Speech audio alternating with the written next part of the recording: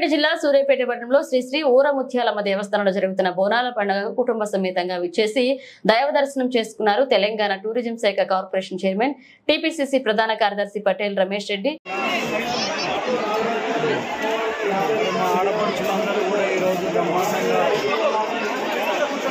బోనాలు తల్లికి సమర్పించే కార్యక్రమాన్ని విజయవంతంగా నిర్వహిస్తున్నందుకు అందరికీ కూడా బోనాల పండుగ శుభాకాంక్షలు తెలియజేస్తున్నాము.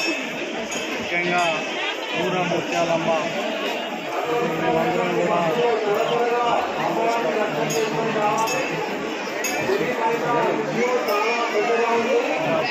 ఆశీర్వాదంతో భక్తుల కోరికలు తీరాలని ఊరముత్యాలమ్మ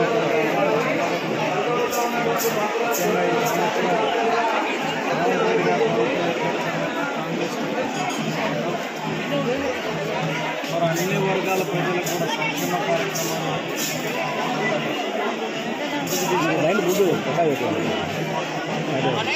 రేవంత్ రెడ్డి గారికి